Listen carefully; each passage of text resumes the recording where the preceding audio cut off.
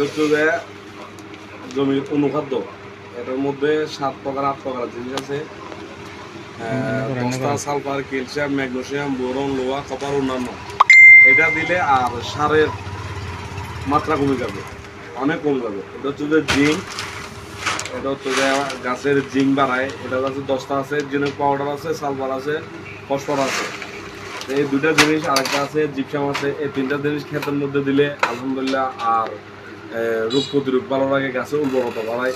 এটা হচ্ছে যে আপনার এই ওষুধ হচ্ছে যে পরাগায়ন, পুরুষত্ব। এটা হচ্ছে যে ফুল ফলের ওষুধ। এটা দিলে আলহামদুলিল্লাহ ফুল ফল এমনভাবে ধরবে, এটা আপনি কল্পনা করতে পারবেন না। অনেক ভালো মানের ওষুধ। এটা হচ্ছে পোকার ওষুধ। এটা হচ্ছে যে আপনার নিশিন্দা প্লাস।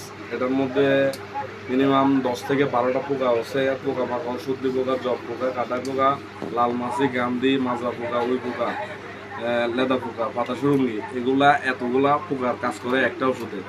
আলহামদুলিল্লাহ এগুলা আপনারা ইউজ করে ন্যাচারাল, সব কিছু ন্যাচারাল, অর্গানিক ওষুধ। আরও যদি ভালো কিছু জানতে মন চায়, আপনাদের কোনো কিছু গুরুত্বপূর্ণ লাগে, আমার সাথে যোগাযোগ করবেন। টেলিবাজার আছে, আমি আমার দোকান হচ্ছে চাষিঘর, আপনারা আসে যোগাযোগ করতে পারবেন। ওকে, আসসালামু আলাইকুম।